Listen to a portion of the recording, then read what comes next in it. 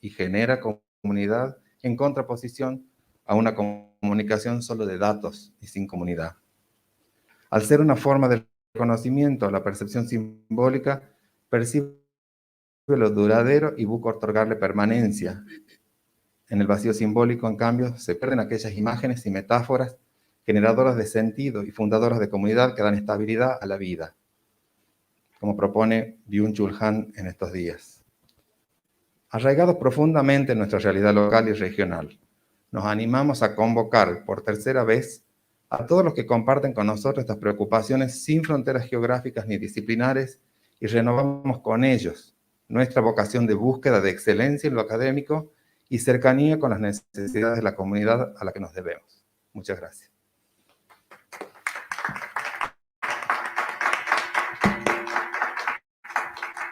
Es la palabra del magíster ingeniero Mario Raitelli. Bueno, buenos días a todos.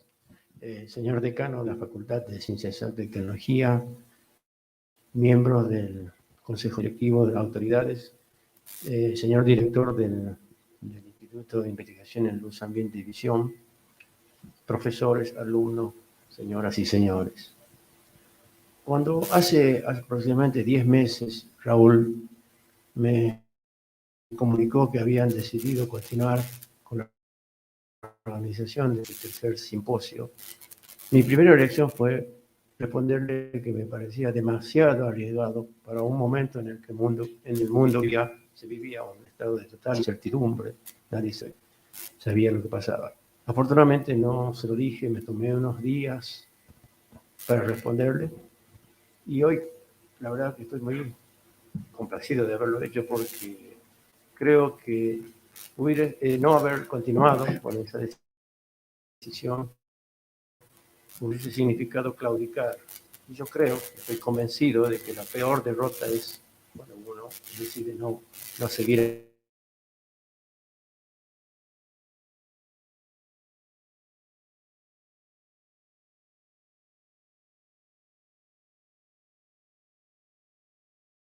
hace aproximadamente un año, cuando las actividades sociales, deportivas se estaban reiniciando, y la gente de los museos salió a la palestra planteando una cuestión que me pareció realmente emocionante. Ellos decían en ese momento, ¿por qué los bares, por qué el fútbol, por qué las actividades deportivas sí y no los museos?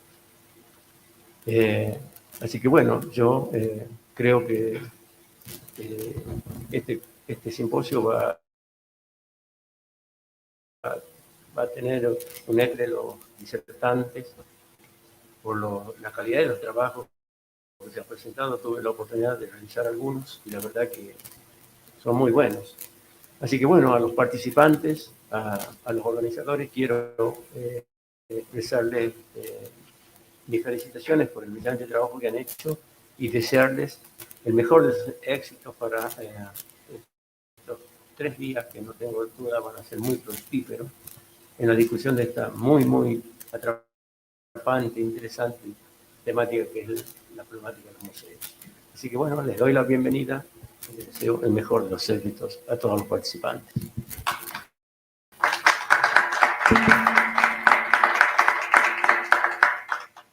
A continuación dirá unas palabras el decano de la FACET, doctor ingeniero Miguel Ángel Cabrera.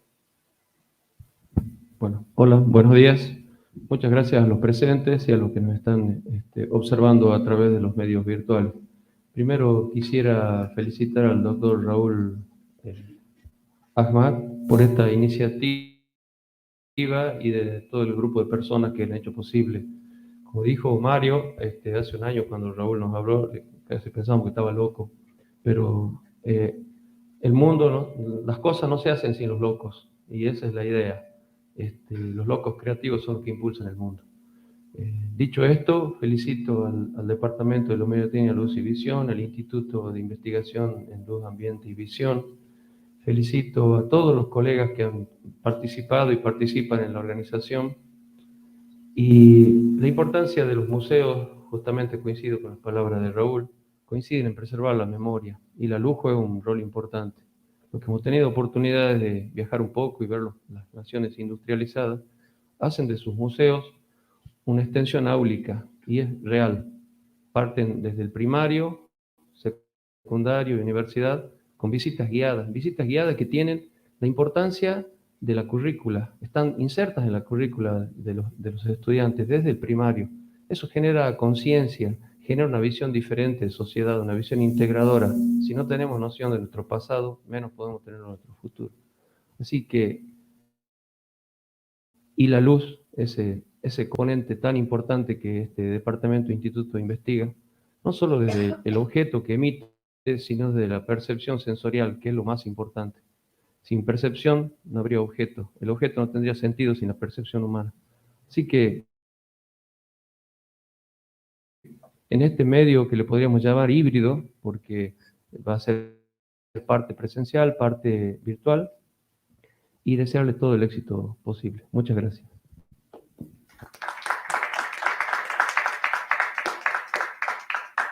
A continuación, invitamos a las autoridades a ocupar sus lugares en la platea para dar inicio a la conferencia inaugural Ver versus Conservar por el doctor Stefan Michalski.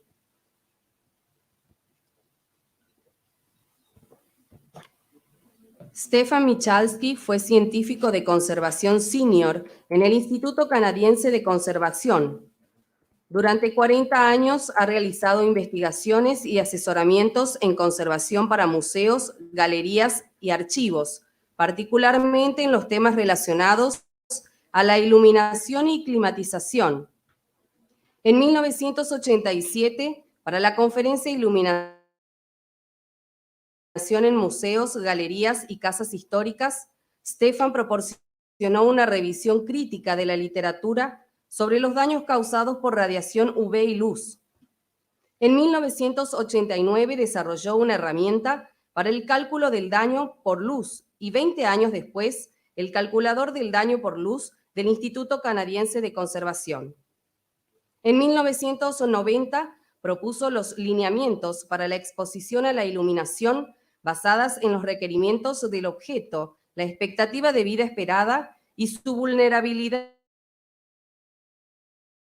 En 1997 aplicó el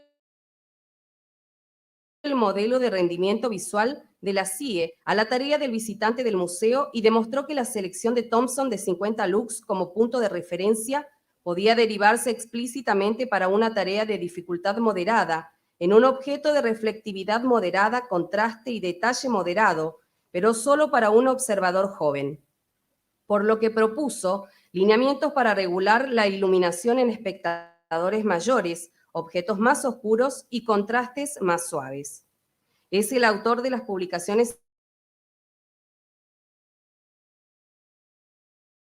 actuales de luz, así como las de humedad relativa y temperatura incorrectas. Sus tablas de datos sobre la sensibilidad de diversos materiales a la luz se utilizaron en las publicaciones de iluminación de museos y galerías y en el control de daños a objetos de museo por publicación de radiación óptica, Comisión Internacional de Iluminación 157-2004. Otra línea de Stefan Michalski ha sido la elaboración de las directrices para el control climático y la gestión de riesgos de colecciones. Para el workshop del Instituto Canadiense de Conservación 2011, Michalski fue coautor junto a Jim Drusick de las directrices sobre iluminación de estado sólido para museos.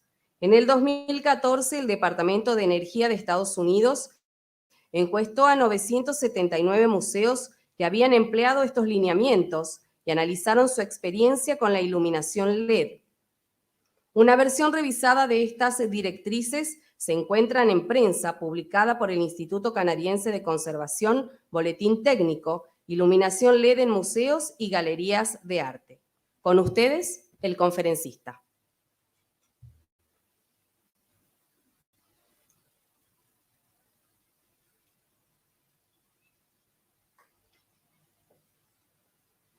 Good morning, everyone. I would like to thank Professor Ahmad for the invitation to speak at this conference. I look forward to sharing ideas with you and the many other interesting speakers that have been organized. I'll be introducing some of the basic ideas that will run through the whole conference. I've titled my talk, Seeing versus Saving.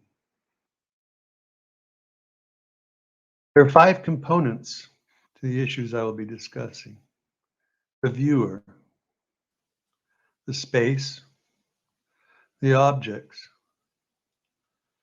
the light,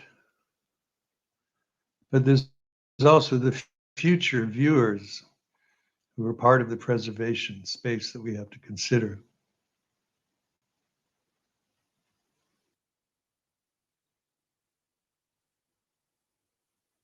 There are 2 themes in my talk: saving and seeing.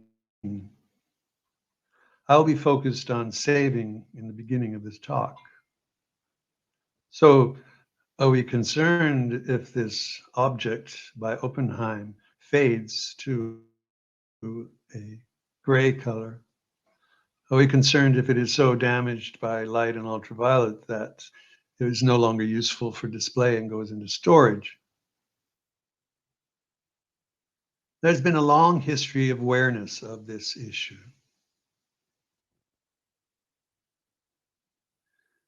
This is a 16th century painting of a gallery. And what I'm marking here are all the curtains which have been opened to display the paintings. So the curtains, we can presume, are to protect the painting, especially the 2 which are near the windows. And so valuable paintings were protected from display lighting, even as long as 500 years ago. This is Dulwich Picture Gallery for the architects. This is the first use of a daylight skylight for an art gallery by the architect John Soane in London. In this gallery, there is this painting with strange blue leaves at the bottom of the painting. We look at what should be green cabbage leaves. We see that they're blue because the yellow lake mixed with the blue pigment has completely faded. Here is another example of old knowledge about preserving objects. These tapestries are in incredibly good condition compared to many tapestries. They're in St. Mark's Museum in Venice. They have been protected for much of their existence by these covers when they're not being viewed by visitors. There's a modern example in the Smithsonian National Museum of African Art, a very valuable albumin photograph, which is shown as an enlargement on the left, but the actual object is under the curtain on the right, and the viewer can open it to see the authentic object, and then is engaged in the ritual of preserving the object by putting the cloth back down.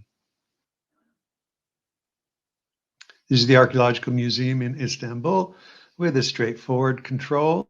The woman is reaching down to the switch to turn on the light to view the object, and then the light is turning off, either automatically or manually, to save the exposure of the object. I'm going to consider now just briefly the difference between light and ultraviolet, or UV for short. This is the rainbow of the spectrum of light. On the bottom, we have the conventional measure of wavelength in nanometers. So this is the part that's referred to as light, between about 400 and 760. Actually, it's down to about 380. And then ultraviolet is from around 400 back down to 200. Light is what our eye is able to see. I've shown across the top here a scale which is not usually shown in conservation science literature because it's much more useful for understanding the distinction between ultraviolet and light in terms of damage. These are the energies of the photons in the units conventionally used for these things, EV, electron volts. And you can see that actually visible light is around 2 to 3 units of energy in the photon. But in ultraviolet, we jump to 4, 5, and 6 units of energy. So this is not a linear scale on the top. It's getting more crowded towards the left, towards ultraviolet. So there's twice as much energy in ultraviolet photons as the average light photon.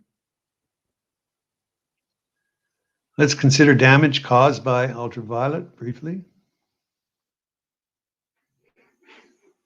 I'm going to look at the sample book of specimen paints from Winsor Newton Company from the 1930s, which we obtained many years ago and exposed for didactic purposes.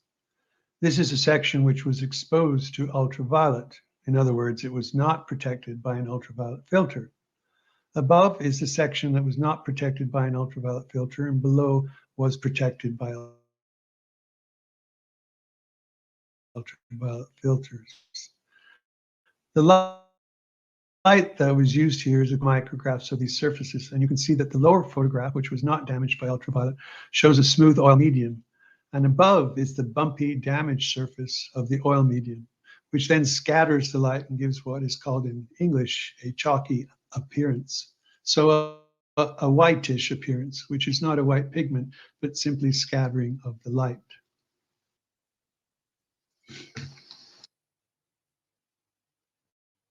I'm not going to say anything more about ultraviolet damage. I'm going to move on to damage caused by light. This is a dress worn by Scarlett O'Hara in the Gone with the Wind movie, and it was on long-term display in a certain position. So we have bands of fading of the green, and this is typical of light damage, which is to say there's a new pattern imposed by the fading because it is not uniform, and this dress can no longer be displayed. This is an example in our own Canadian Museum in Ottawa. This is probably a 100-year-old artifact which was on display for 10 years in a new exhibit case, and you can see from the protected areas it was completely faded by the lighting in the display case. This is a painting in the Yale Center for British Art. I'm going to look at a detail of the bottom of the painting where the area was protected by the frame. And you can see a red band of what was protected, red glaze. I'm going to digitally add the red back into the area, which it would have had prior to exposure. Now I'm going to show on the painting itself, if we fill in this red glaze. I hope you can see it on your monitors. It's a subtle shift. I'm going to add it to the skin tone of the hands, which otherwise would look very dead. And then on the right hand, now I'm going to add from the fingers up some blood, and then finally from the neck up, slowly to the rest of the face, so that now the skin tones have returned to their original color. So a very common aspect of light damage is that in paintings of figures of the human form, the rosy colors used to make the form look alive have been faded. So many of these objects, these paintings, the person looks rather more dead than alive. If you actually have a painting that still has these red glazes, then it is a vulnerable object that you should take care of. Let's go back to these specimen tints. I just want to point out that not all fading is fading. Not all light damage is fading. Some colors, like vermilion, darken when exposed to light. So this is an area that was exposed to light in these two samples of vermilion, one in watercolor, one in oil, very similar degree of darkening. The area marked with minus UV, it was protected by UV filter. So some difference in the degree of darkening, but even this strange darkening of mineral pigments is primarily caused by visible light. I'd like to discuss briefly some tools for predicting fading by light. We need tools in order to identify in a complex object such as this beaded textile which colors are actually vulnerable to light and how fast would they fade In this particular object, the colored beads of glass are not vulnerable at all to light. The red fabric is moderately vulnerable, and the purple banding at the edge is the most vulnerable part of this object to light. During the 1920s and 30s, the textile industries in various countries in Europe worked on a set of calibrated standard textiles, which were called the blue wools, which would be used to measure the rate of fading of any other colorant. These were a set of 8, where number 1 was the most fugitive and number 8 was the most durable. This is a dyer's handbook from the 1920s or 30s, second edition from Geigy. So within these kinds of sample books, we can find that there are tests, reports of light fading. This is a yellow color which was already recognized. It says, used when fastness to light is not essential. So manufacturers knew that they were selling products which were not durable to light, but they had other advantages for the user and manufacturer. This one, in fact, was reported as having a blue wool of the time rating of 1. The problem with the blue wool rating was that it was a relative judgment that was useful for industry, but it didn't help museums answer the question, how quickly would colors fade? To answer this question, I needed to go through the literature. In 1987, without computers or Google Scholar or the internet or anything like that, I started to go through the literature on light fading and to go through the literature on the fading of the blue wool standards themselves, because some other people in industry were trying to answer the same question, but had largely given up because there was too much uncertainty.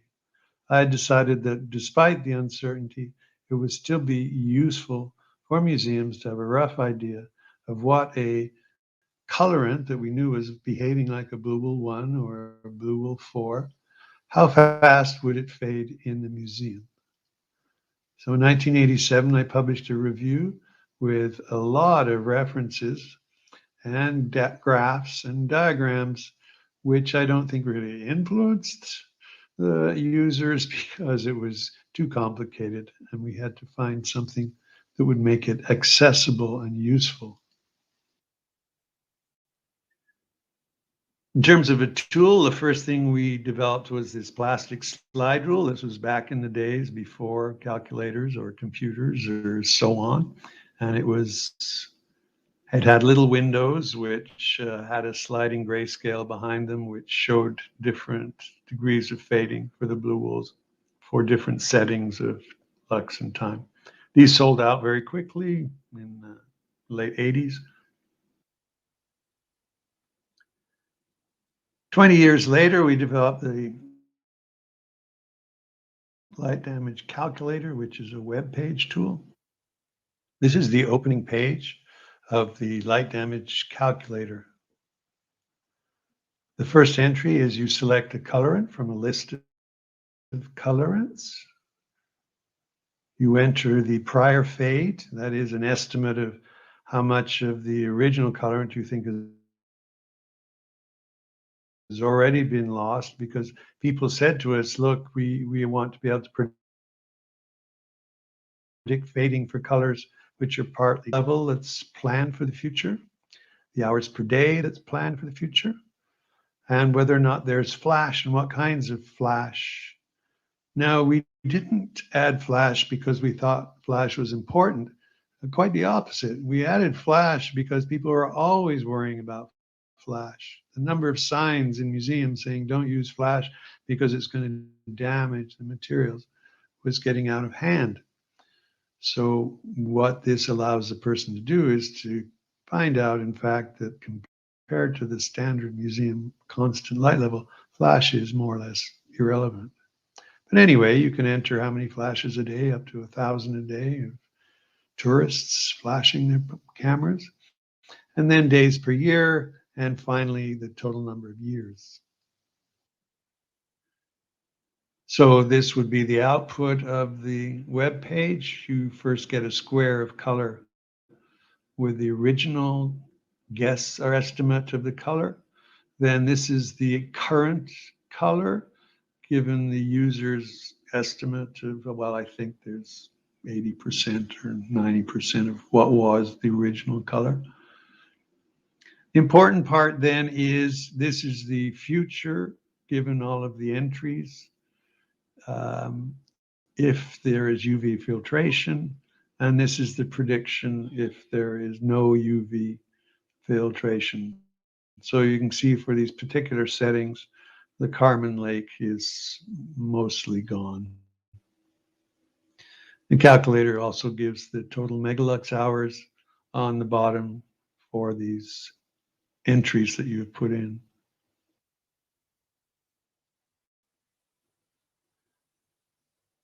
I'm going to talk now about a really useful tool that's come along in the last 10 years, 15 years, which is the Microphage Tester. The actual prototype is on the left, and on the right is a diagram. So there is a source of white light, which is focused into a small dot, less than 1 millimeter diameter.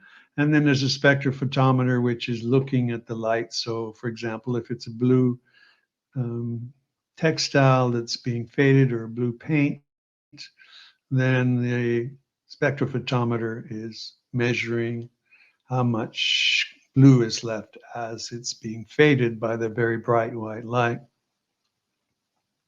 Paul Whitmore was a scientist who developed this tool, and there it is there. That's the heart of it, and it's connected to its various sources and spectrophotometer.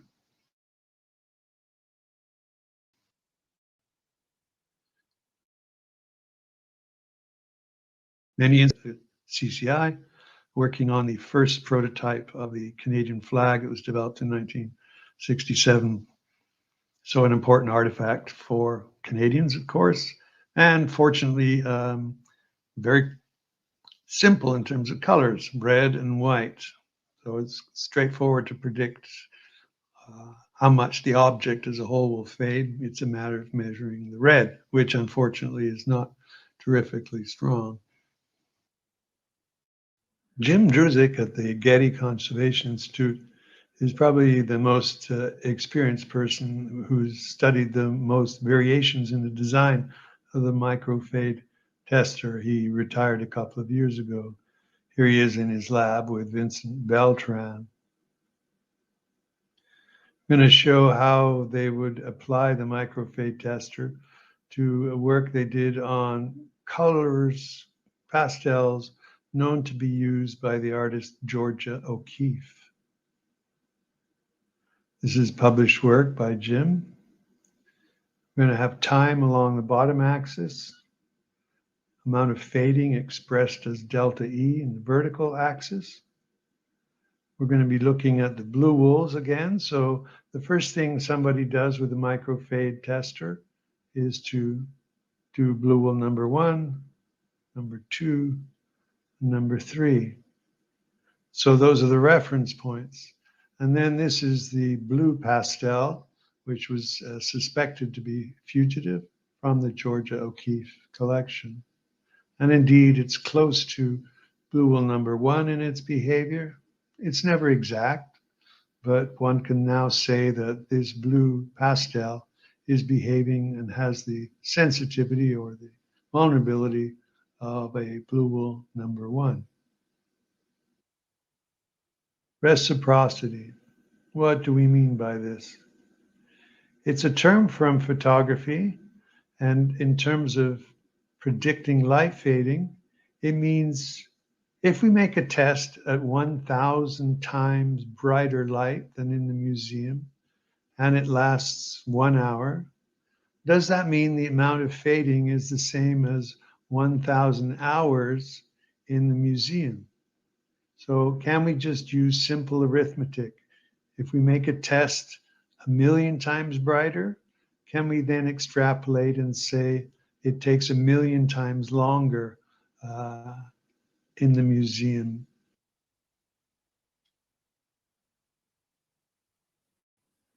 The most extensive study of the issue of reciprocity and the correction factor was by Lurwell and colleagues, again at the Getty Conservation Institute. I plotted all of their data here and benchmarked it at the data point which was nearest to sunshine, which happened to be around 20,000 lux. If reciprocity was not an issue, then the correction factor would be 1, and all of these lines would be a flat line around 1. Well, clearly they're not. The good news, though, is that they're not wildly spread in terms of the vertical axis. That was a rather theoretical use of data. This is a practical. Bruce Ford, who has probably the most experience using the Microphage Tester in a practical application in Australia, published a very nice paper where they looked at natural exposure in a museum, at museum light levels, of objects which, fortunately, unfortunately, when they faded in the fugitive areas, one could find the same color in a protected part covered by some other part of the material or the object, so that by serendipity, you could find unfaded material. Now, they knew the exposure in the museum, so at the end of the display period, they could take these objects, measure the rate of fading of the undamaged microscopic spots of color, and then compare their extrapolations to the actual amount of fading with the amount of light at a museum level. And the good news is that Bruce reports that it's good enough for the purposes of extrapolation and prediction of fading. One could say more precisely that it definitely allows us to identify the very fugitive colorants. I'm going to move on now from damage to how much light do we need to see details. So, seeing the details. Details are incredibly important in a museum. If you want the viewer to see the real thing, they need to see the details, as in this gorgeous inlaid metal.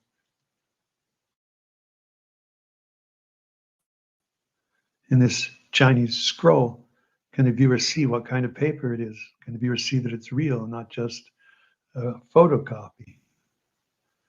This dark wood furniture, can the viewer see that it's real wood, not plastic? Can the viewer see that this painting is genuine? Can they see the extent to which even the brush strokes have been flattened by some old bad handling? If we want to be able to quantify the amount of light, then we need to understand some of its measurements. We're going to begin with moonlight on the left of the scale and a full sunbeam on the right of the scale. The scale for light intensity is lux. I'm sure many of you know that. I'm showing a logarithmic scale here from moonlight all the way to full sunbeam, which is 50,000 lux. One candle is at 1 meter, is 1 lux, and that was the original definition of lux, the intensity of a candle at 1 meter. If we look at the literature on light vision, color vision, we see that around 1 to 10 is the transition. There's a mix. Full color vision is in place by around 10 to 20 lux. Night vision, in moonlight, you see only shades of gray. Museum displays try to be around 30 to 300 lux typically. A modern office is several hundred to 1,000 lux. Near windows can be anywhere from a few thousand to 20 or 30,000 lux. In 1978, Gary Thompson, the National Gallery in London, wrote his book, The Museum Environment, which became the Bible in our field for climate and lighting advice. He recommended 50 lux for vulnerable materials such as watercolors and up to 150 lux for more durable materials such as oil paintings. So is it possible to derive Gary Thompson's advice of 50 lux as a benchmark using later research, such as the 1981 article on an analytical model for describing the influence of lighting parameters upon visual performance? That's what I tried to do in my 1997 article, The Lighting Decision. In the measurement of visual performance in the CIE, they use what's called a Landolt ring. It's like a circle with a little piece cut out of it. And they would present another circle with the piece cut out at a slightly different orientation and ask if you saw that and what orientation was the gap. I'll show it to you a little bit longer this time. Now, of course, they would not usually use such very large things unless you're looking at a very small screen. I don't know what size screen you're looking at, but here's what might look like on a computer screen. And I showed one there with a gap at a lower contrast and much smaller. And so the question is, did you see it and what orientation was the gap? So that's the nature of the test that was used. We're going to plot now the predictions of the visual performance model. So we're going to look on the vertical axis at the ability to see details. And on the horizontal axis will be the lux, which is provided to see these objects in detail. So at the bottom is 0 for inability to see the details presented, and at the top, one sees all of the details that are presented.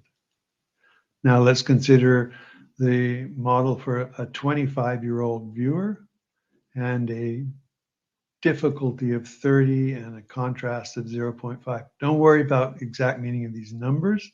You can look at the article for the details. But this is a medium difficulty, medium contrast object. And so it's recommended by CIE to look for 80% of maximum performance as a lighting target. And we can see that that's awfully close to Gary Thompson's 50 lux. So as a young man, and based on his own observations and those he could find in the literature of others, he comes up with a very similar value to what the CIE model predicts for medium difficulty, medium contrast. Now, what happens if the contrast of the task is reduced?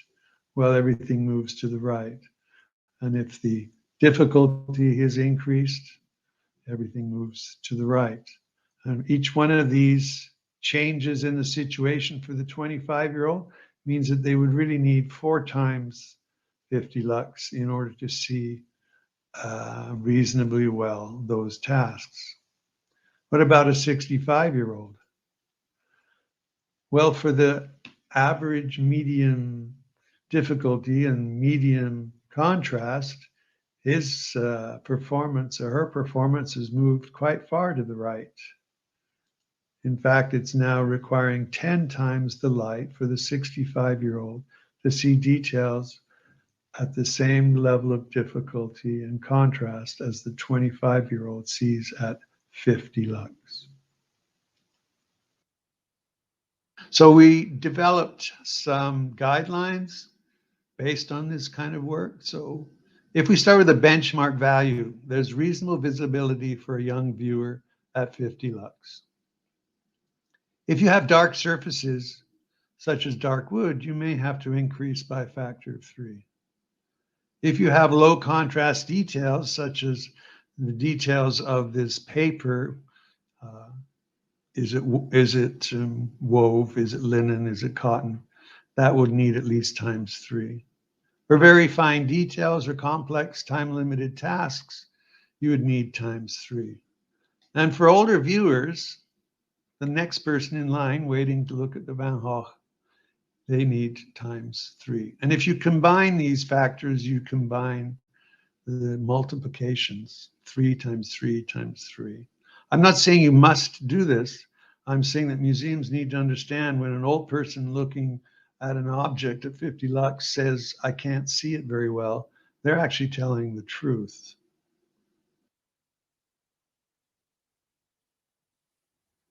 The quality of the light. By this I mean, is it a good white light? And now we're going to talk about seeing color well.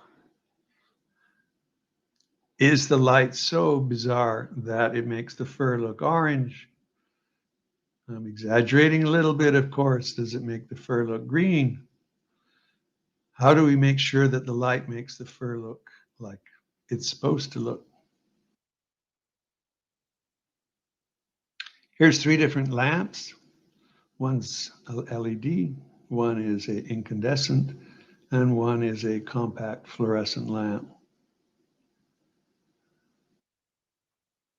This is the spectrum from the compact fluorescent. This is the spectrum from an incandescent lamp. And this is a spectrum from a reasonably good quality LED lamp. Now you can see some of the big losses or differences are in the red area, the CFL particularly missing a red, and even the LED is missing the kinds of red that are in the incandescent. There's also the LED is missing in the blue and violet region. Now these spectra were made with a very simple method with a diffraction grating and a piece of cardboard, which if you're interested, I can talk about at another time. But it's quite straightforward with 1 or 2 euros of materials to make these kinds of spectra when you're looking at lamps. Here you can actually, I hope, see a slightly increase in the intensity of the blue in the LED, which we'll explain shortly. So what about LEDs?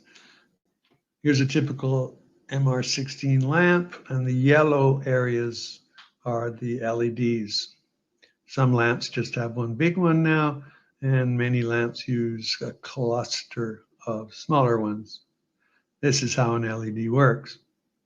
The bottom is the LED, which actually emits only one particular color of light. This one happens to be a blue LED, and this is the most commonly used LED for a white light. It emits blue into the phosphors. So the reason those LEDs look yellow when the lamp is switched off is that the phosphors are yellow when they're not excited. But when they're illuminated by the intense blue light, some of the blue light leaks through. Most of the blue light stimulates fluorescence, which emits the other parts of the spectrum above blue. And then the two mix together to give you white light. And you can have LEDs that use a violet LED to create the white light. And obviously they have a bit more violet in them than the ones using a blue. So do LEDs provide good quality light? Short answer is yes. The best LED lamps produce good quality light, but they are in the minority. And then no, the majority produce mediocre light just above legal minimums. Most of the information you need is in a recent publication by myself and Jim Drusik, which is available for free on CCI's website and also for purchase as a hard copy publication. Let me summarize the recommendations. For excellent quality light, we recommend a CRI of at least 90 and an R9 above 90. And for what we call good quality light, a CRI still above 90, but an R9 of 50. So now the question, I suppose, is for those of you who don't know what CRI and R9 is what are those numbers? So what is the color rendering index or an R9? Color rendering index is based on a set of 8 pastel colors. The tungsten incandescent lamp or daylight are given a reference value of 100. They're the benchmark. And then the new lamp, the unknown lamp, is measured in its ability to illuminate these colors. So what color is coming off them? Is it correct when the color reflected from the pastel sample is compared to what it should be in terms of its spectrum? And then the values for each of these 8 colors are averaged, and that gives the color rendering index. It's just the average of the scores of the 8 pastels. There are more intense colors in this standard, and the bright deep red is number 9, and it happens to be the most difficult for most LEDs to illuminate well. This particular lamp on the right with the question mark is a low quality LED lamp. It scores 15 out of 100 on the red color. Now, of course, there's a lot of artwork where red is essential for its perception. We imagine looking at a Rothko painting, not knowing whether reds are properly illuminated. What about the skin tones of large numbers of people that aren't white, such as Joseph Brandt's, a hero of the war in 1812 between the Canada and what was to be Canada and the US? What about damage caused by LED lamps?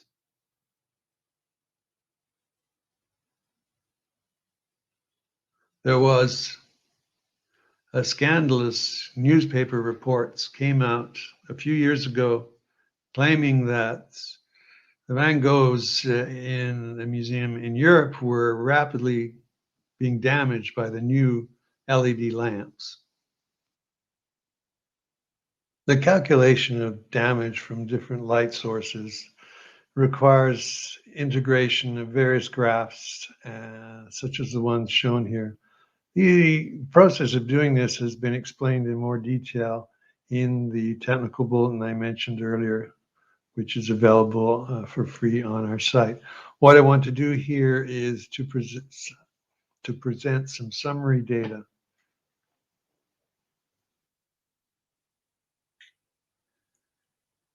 On the right here, we have a graph where I'm going to show the relative rate of damage of different light sources, with less on the left and more on the right, into the yellow. I'm going to discuss first the relative damage of various light sources to a red lake, Carmen, such as the one that we saw in the portraits of Mrs. Wardle and the fading of those sorts of red glazes. And this Carmen is used not just in European canon of paintings, but in many cultures around the world. The benchmark is going to be provided by a halogen lamp with a UV filter, which is before the development of LED lamps was really the benchmark for museum lighting. At the far end, at the bottom, will be daylight through a window, and we see there that it's twice as much damage per unit time as the benchmark halogen. Daylight with the UV filter is a little bit better. The traditional incandescent lamp is slightly more than the halogen because the incandescent lamp is typically without a UV filter. Where is the first LED lamp we're going to look at is actually even less damaging than the benchmark halogen. This is an LED of 3000 K rating, so it's relatively warm light, and this happens to be a type of LED lamp which we consider excellent in terms of color rendering. This is an LED lamp with a violet LED, called a pump in English, which is also of an excellent type. This is very slightly different from the halogen, but not significant. Here we find an LED lamp from one of the early measurements by Ishii and others, when LED lamps were in their first generation and pretty awful with huge blue spikes. And this actually is 1.5 times more damaging than our benchmark halogen. And here's another one with a violet pump, which was sold but has been discontinued by major manufacturers for offices and such, which was awful in terms of color rendering. If we look at these same lamps, but for a blue colorant, it's difficult to generalize from top to bottom. Before we saw they were ordered so that the top of the graph was the least damaging and the bottom of the graph was substantially more. But here we see that the blue bars jump around on either side of the one benchmark. So this is typical of blue colors. It's not so easy to generalize. If we look in terms of the damage that is associated with ultraviolet, but is also associated with violet light and to some extent blue light, that is damage to media, to oil media, to the gradual disintegration of textiles and wood surfaces and so on. There's a very big difference between the top and the daylight through a window, which is 10 times faster in causing this kind of damage.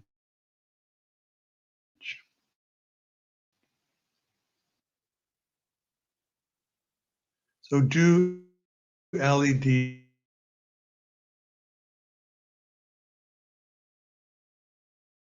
cause similar or less damage than light from halogen or traditional incandescent lamps, and much less than UV filtered daylight? The only LED lamps that cause more fading than traditional electric sources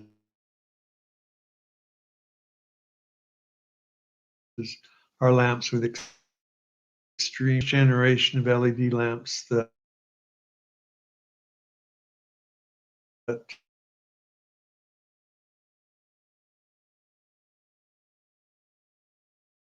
examined their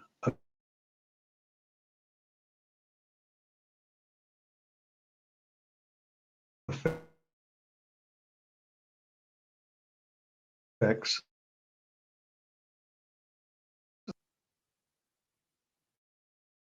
in lighting, which is glare.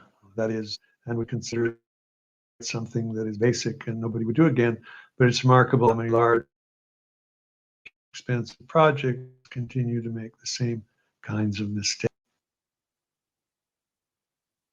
This is a few years ago in the Gulbenkian Museum in Lisbon. Somebody thinks that having backlight like this makes it easier to see the object. It certainly makes it more difficult to see the white textile, but the window's pretty. This was in the 1990s when I was in Havana teaching an important flag and a very common error, which is a display case design with fluorescent lamps at the top and a diffuser, which makes sure that anybody looking up into the case is blinded by the glare from the fluorescent lamp. Not to mention fading the top of an important symbol for the revolutionaries. This was the entrance in 1999 to the room holding the Mantegna cartoons in Hampton Court in London. The guide there is opening the door to inform me that indeed the gallery is open, but that it is so dark relative to this waiting room with the louvers that it's very difficult to realize, and it makes it difficult to see anything in the room after being in this very bright room. This is the Musée du Quai Branly Jacques Chirac in Paris. There's an external view in the top left with the louvers and these mesh screens, which presumably looked good on paper as a means for controlling glare and sunlight.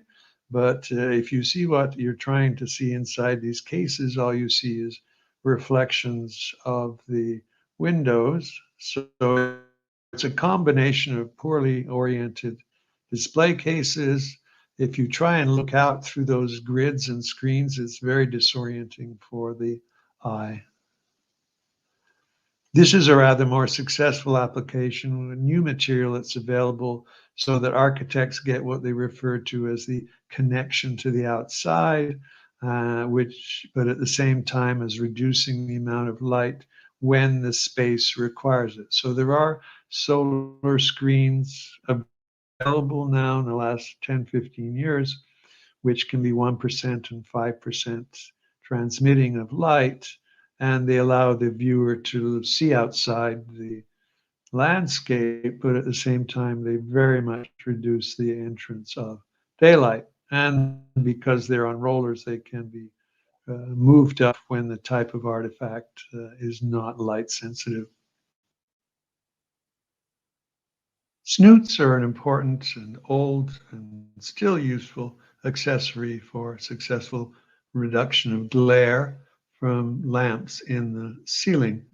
Here's a recent installation at the Aga Khan Museum in Toronto, where all of the ceiling lamps have very long snoots, which gives a very tight control of glare, so that when you're standing in the far corner of the room, you can look over the whole room without having your eyes rattled. Decades before that, the Gulbenkian Museum did some very nice custom work with ceiling lights, illuminating the walls, making customized V slots into a wooden door for the lamps. Much more recent design showing good coordination between the lighting designer and the architect, with recesses made in the ceiling for the light sources, so you could look down the entire length of gallery without seeing glare from the light sources. I've, for the first time, seen these recesses used in a display case in the News Museum in Berlin. Very often fiber optic or LED point sources in the top of a display case made for a very sparkly and noisy lighting, but these recesses allow you to approach the case without seeing point sources of light. Very successful. Reflected glare is a bit more subtle than glare directly from the windows or from the light sources. This is a case you can hardly see what's happening in Havana many years ago, and the reflection of the window makes it almost impossible to look into the case of this religious artwork.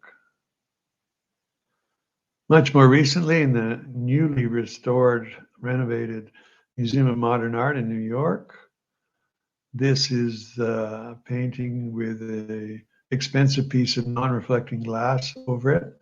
But unfortunately, there's a limit to what non-reflecting glass can do. It very much reduces reflected glare, but you can't expect it to cope with a full window facing into the outdoors without any screen.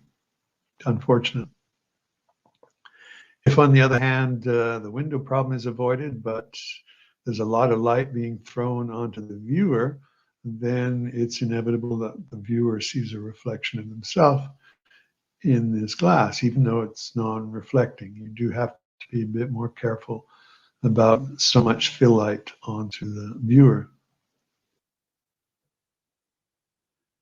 On the other hand, modern works in commercial spaces aren't necessarily under glass. It's possible to get away with very bright white walls, but background contrast is something one needs to be careful with in other situations. This is the Pinacoteca di Brera in Milan. Paintings from this period tend to be rather dark. It's very difficult to see much well in these paintings because they've chosen to have white walls and fluorescent lights in the ceilings in the coves, which makes a very high key, very bright space, nice space, but it's not very good for actually seeing the art.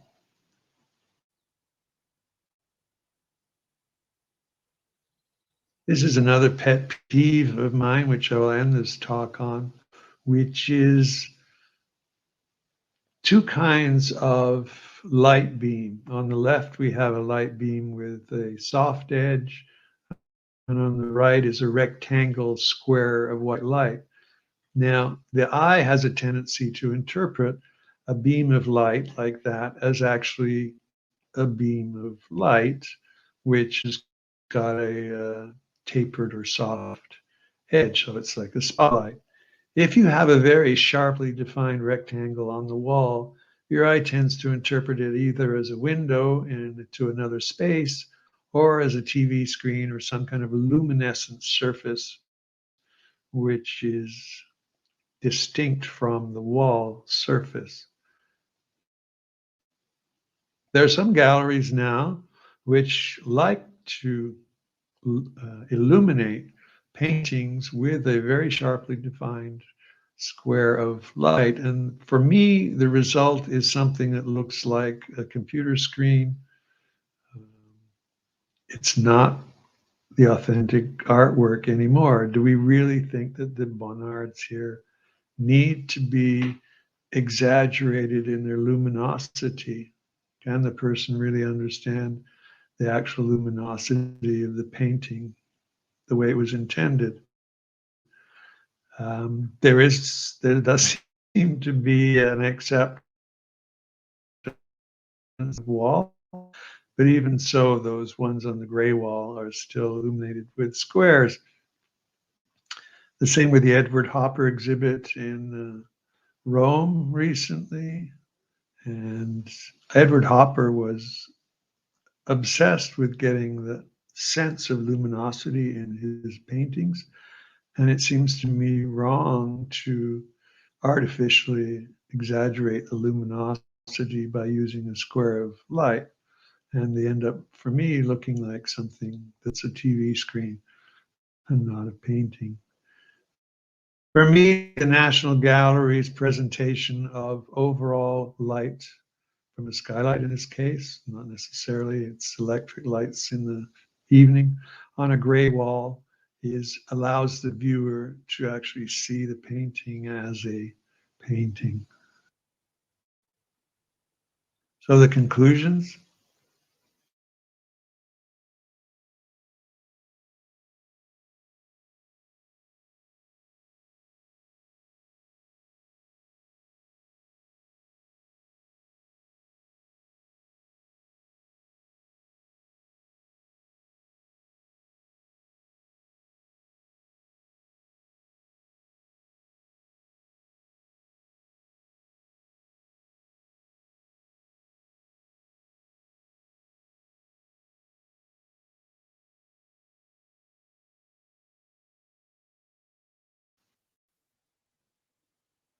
Those of you who want to know what's available in Spanish, the top article, which is the webpage or at our institute, the National Institute in Chile has translated all of the web pages of the CCI on this issue of light and ultraviolet into Spanish.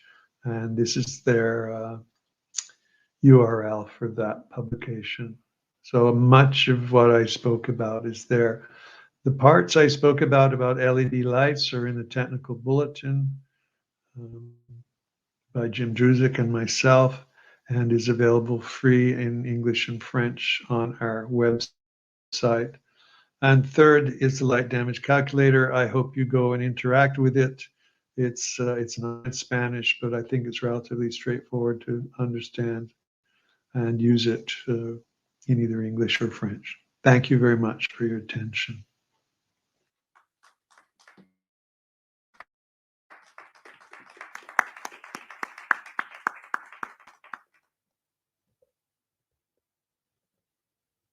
Buenos días a todos. ¿Se escucha?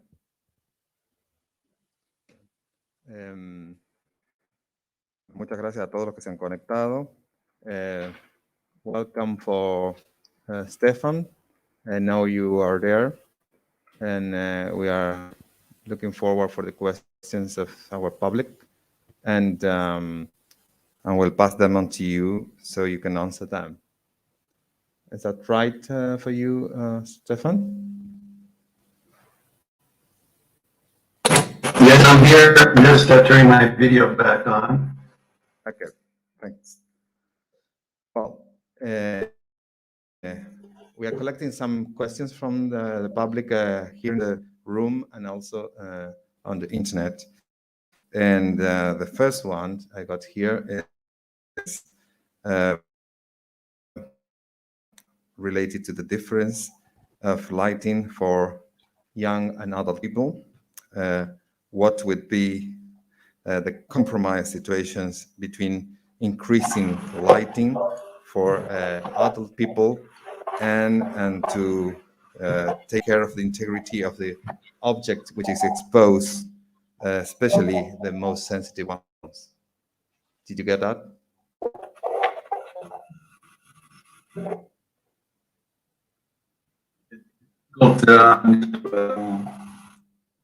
The sound is a bit echoey. I don't see it in the comments. Sorry. Follow the audio.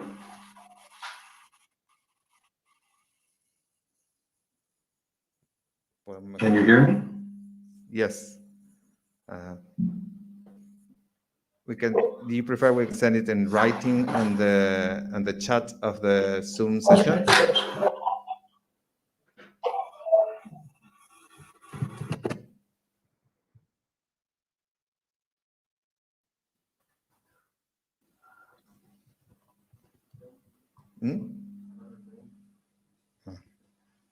But the sound. Oh, have you been involved in hearing the lighting in museums? Experiences of a significant change in your own visual system reflects a predicted need. Okay. Thank you. I see the question in the chat. Can you hear me all right? Yep. Good. Yes, since I was a young man, the pictures of the person at 25 and 65 on the graphs, that was me at 25 and 65, and I'm older than that now. I have noticed a lack of, I have noticed a change in the ability to see things at 50 lux. I remember the first time I gave this talk before I was 65, an older paper conservator in America came up to me and he said, I am so grateful to hear what I cannot see my favorite artworks in my favorite museum as I used to. He said, I thought I was going crazy, but now I understand that at 50 lux, I really cannot see the paper objects the way I used to see them. This is a paper conservator who would work in a laboratory at 1,000 lux doing their own work. So I discussed this issue of aging because in a legal sense, it's really a accessibility issue. It's, do you really believe in equal access for all ages? It's a dilemma for museums. I even suggested maybe that there be 1 day a week, which is for brighter lighting for older viewers. Difficult to implement that, but I just put the issue out there. I don't have an easy management solution. Let me translate this for the audience, please. Bueno, Lo que dice el profesor es el tema de la iluminación para diferentes edades. Es un desafío, por supuesto, y bueno, él dice que antes de dar esta charla, ahora ya grande, la primera vez que la dio, hubo gente que se acercó a agradecerle porque pensaba que se estaba volviendo loco, que ya las pinturas que habitualmente veía en el museo ya no las veía igual, no las veía de la misma calidad. Y entonces, bueno, es muy difícil establecer una solución para eso, pero una de las que se le ocurre es por ahí tener la política de exhibición sea diferenciada para distintas edades y según eso graduar la iluminación. No sé si me he perdido algo. Pero... ¿Hay otras preguntas? ¿En el chat? Sí. ¿Tenés una? Pasarle ahí a Juan Ignacio, traduce directamente en el chat para él porque es más fácil con el sonido así. We are looking at other questions, Stefan, to send it to you on the chat.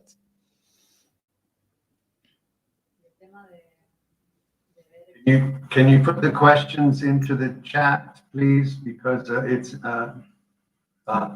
hasn't been updated.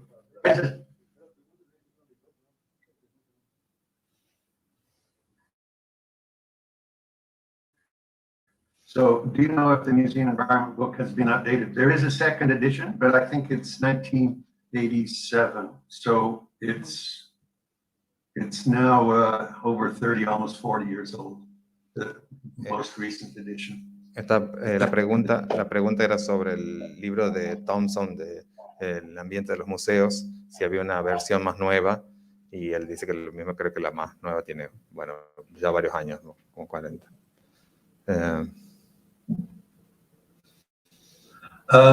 The question is, am I considering TM 3015?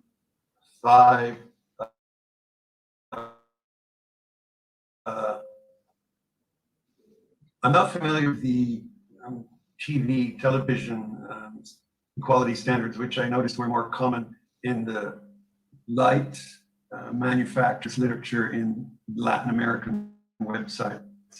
There is a new standard from the IES, which is going to replace the CIE. The Americans are very active in using the new IES North America standard. What I did was I looked at some good research by the developers of the new IES North America standard. And although the two standards differ for the poor quality lights, when you go to a color rendering index of 90, the two standards are very similar in the results they give for LED lamps. So people have compared the range of LED lamps with the two standards, the CIE, which is the common international standard, and the new proposed American IES. Find that a very small difference. One might say that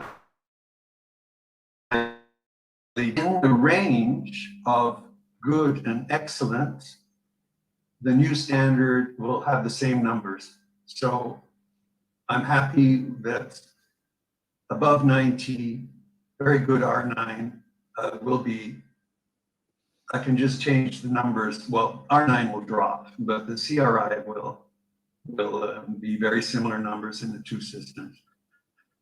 For the very wide range of ordinary LED lamps, which have a CIE of 80, then yes, the new standards can give very different numbers, 75, 85.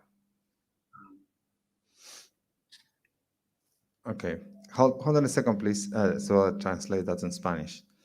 La pregunta anterior era sobre el uso de una de las normas, si él consideraba como que la tomaba como un estándar para sus mediciones o sus estudios.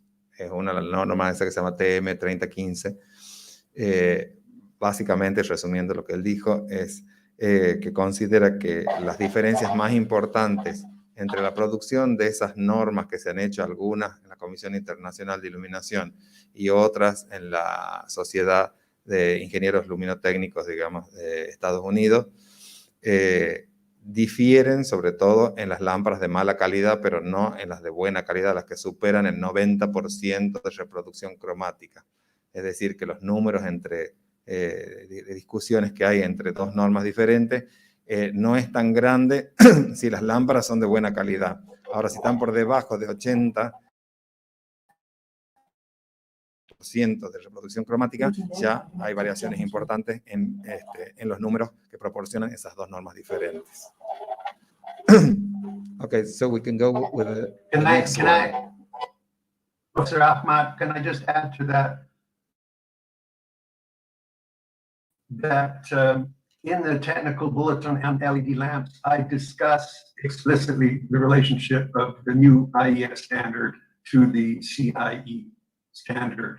And in a more detailed lectures, I show the graphs comparing the two standards, but not in this lecture. But the important issues are discussed in the technical bulletin, which, as I said, is free Bueno, él agrega a eso que ya ha dicho antes, que en ese boletín técnico que él ha anunciado en su charla y que es de acceso gratis, está discutida la diferencia entre los dos estándares que se plantean entre la Comisión Internacional de Iluminación y la Sociedad de Ingenieros Luminotécnicos de Norteamérica, sobre todo. Shall we go to the next one? Yes. Okay, I see the next one in the chat. Related to the difference between illuminating for the young and the olds. So we come back to the first question. Where should we stand? I'm the messenger of what the issues and the available facts are. How and institutions balance that with their vision, with their mandates, with their responsibilities, is the same question as before. It was the same question which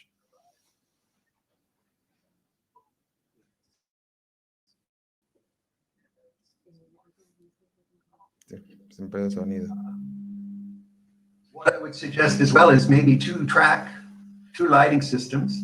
So somebody who's genuinely older would be allowed to turn on lights which are. Bien, ok. Como la última pregunta era muy similar a la primera que había sobre el tema de los niveles de iluminación y las edades. Bueno, él no ha abundado en más detalles, sino que por ahí dice, bueno, pues se podrían tener dos sistemas de iluminación simultáneos, así como en el caso donde vimos que una persona encendía la iluminación para ver, como que haya una iluminación adicional por si alguien necesita un poco más de nivel de iluminación para apreciar un objeto. Entonces, está un nivel expuesto que no sea el más alto, y si alguien necesita, enciende temporalmente otro nivel de iluminación, es decir, una iluminación adicional a ese punto.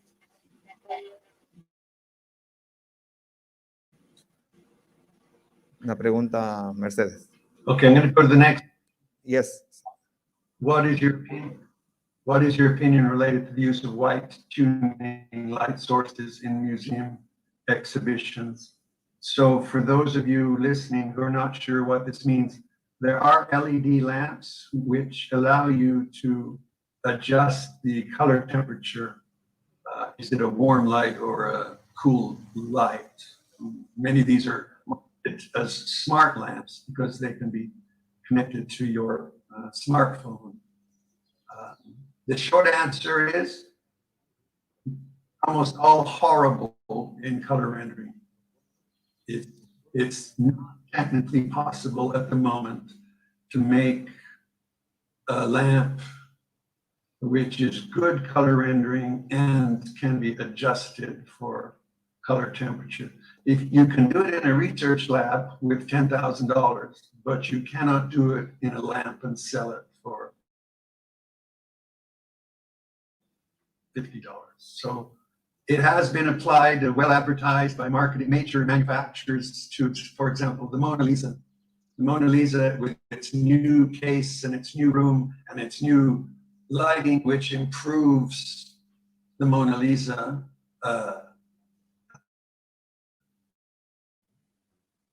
We could argue for hours as lighting experts whether it's a good idea or a bad idea.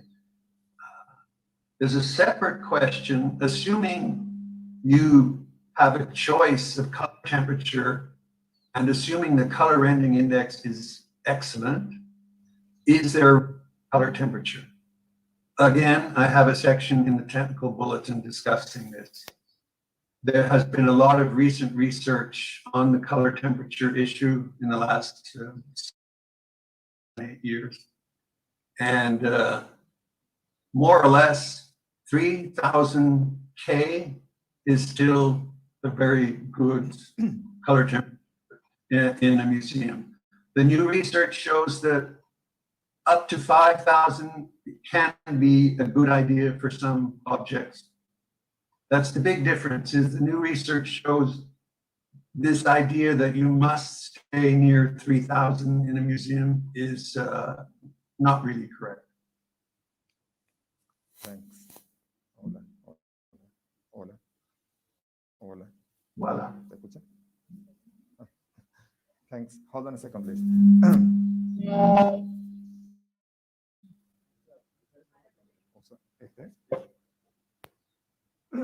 Estaba intentando el otro porque dice que no se escucha en la sesión de Zoom. Bueno, sobre la calidad de la iluminación, se le preguntaba sobre, digamos, instalaciones de iluminación inteligente que puedan regular no solo la intensidad, sino la reproducción cromática de las lámparas que se utilizan.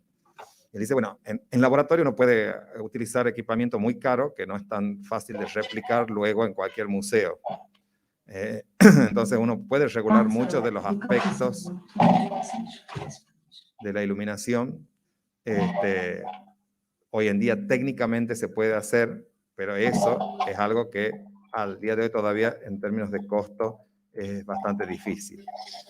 Por otro lado, agregó al tema de la reproducción cromática la temperatura de color, es decir, la reproducción cromática es cuánto puede reproducir fielmente los colores y la temperatura de color es qué color tiene la luz. Y ahí eso de los 3000 Kelvin, que es una de las medidas de la temperatura de color, sigue siendo bastante utilizada para los museos, a pesar de que hay discusión, mucha discusión sobre eso, y se dice que hasta 5000 Kelvin, que sería la otra graduación, más fríos, digamos así, se pueden utilizar.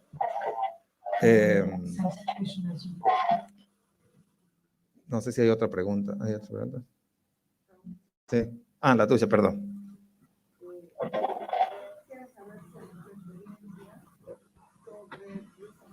So I'm going to look at this next question. Yes, hold on a second. Sorry. Go on. Okay, there is the belief that because LEDs are used, the object will not be damaged. But what we have seen, it is not entirely true. So what aspects should be taken into account when illuminating with LED lighting if there is no possibility of technical studies in the actual museum? All right.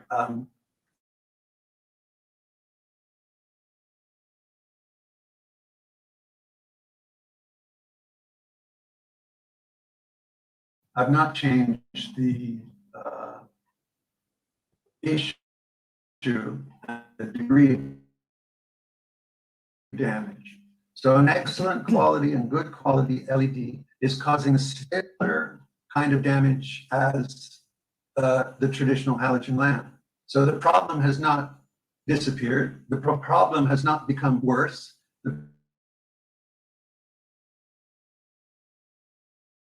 The problem is the same, not change the calculation of damage versus visibility. What I concluded in some of the advice in the talk is some LED lamps are really horrible and they do cause double the damage of a true traditional halogen lamp. So the point is, we should avoid bad LEDs. We should accept good LEDs as energy efficient, more sustainable, more green. But we should never say to the curator or the museum that they are magically not causing damage. It's not true. They cause very, very similar damage. With a surprise, if the LED lamp produces high quality light, it's a very similar spectrum to the halogen. So there's nothing different about the spectrum from the traditional incandescent. Ok, la pregunta era sobre que la creencia de que la iluminación con LED no daña los objetos, pero que hay gente que ha visto efectos de la iluminación con LED con daño. Él dice, el tema del daño sigue presente de acuerdo a la cantidad de luz que uno utilice. La calidad de la luz que puede brindar un LED, un LED de buena calidad, digamos así, valga la redundancia, es la que puede resultar, por supuesto, graduando la cantidad de luz, la que va a graduar el daño que va a operar sobre los objetos. Entonces, de ninguna manera uno puede decir que el LED no produce ningún daño, que de todas maneras sigue siendo una fuente de luz que es mucho más eficiente desde el punto de vista energético, mucho más verde desde el punto de vista de amigable con la naturaleza respecto de la producción y la deposición de los componentes tal vez, pero que todavía la calidad del LED es lo importante en relación al efecto que puede llegar a producir. Es decir, un LED, al tener un espectro, a conseguir un espectro similar al de la lámpara halógena, tiene el mismo, digamos, los mismos riesgos que tenía la lámpara halógena en su momento. Entonces, la cantidad de energía que se entrega es a lo que habría que atender en términos de producción de daños, digamos. ¿Está tu pregunta? ¿Nos mando acá? Ah, la tenemos. Hasta ahí. Perfecto. Do you have experience with lighting red ceramic painted with natural pigments, which are found in archaeological museums, for example? I actually do. I have a slide I've used for years of unnecessary worry from an archaeological museum in Egypt of ceramics. Not necessarily the same terracotta, but obviously the red of the ceramic is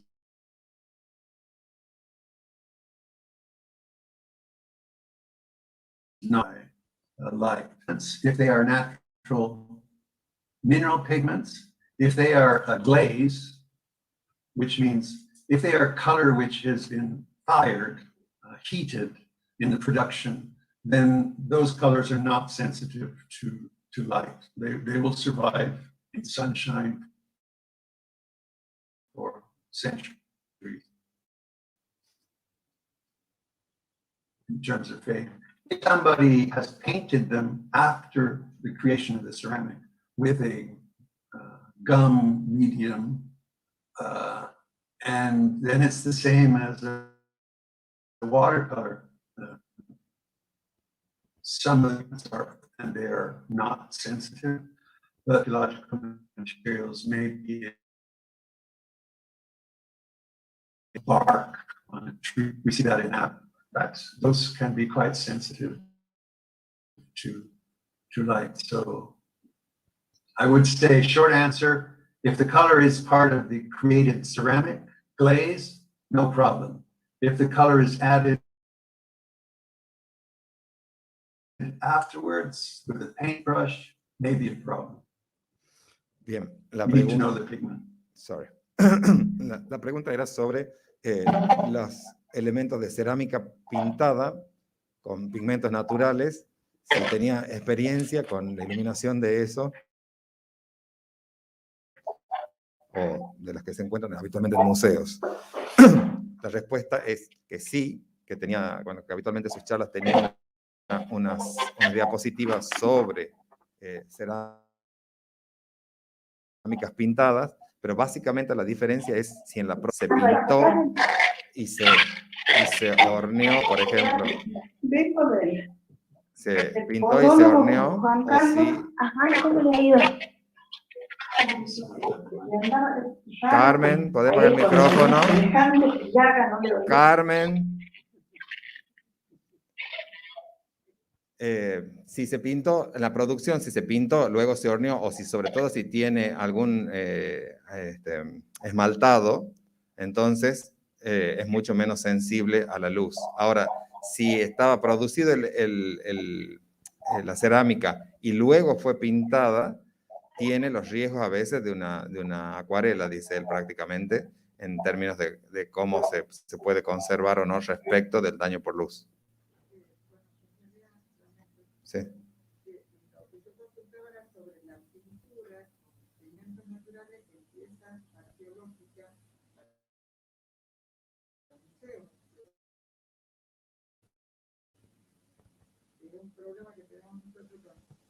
Sí.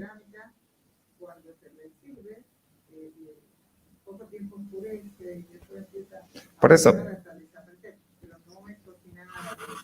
Bueno, por eso, pero dice él, si está hecho, si está pintado después, si está hecho el cacharro, digamos así, y está pintado después, esa pintura es mucho más factible que se desprende, que se degrade como una acuarela. Esa es la respuesta de esa parte, digamos. No sé si hay más preguntas en el chat. ¿Hay alguna pregunta más? ¿No? Bueno, creo que le podemos agradecer. We'd like to thank very much, Stefan, for your time, for an excellent presentation. It was so didactic and so close to ourselves. So many thanks for you yourself, and then a big applause in virtual and presential for you.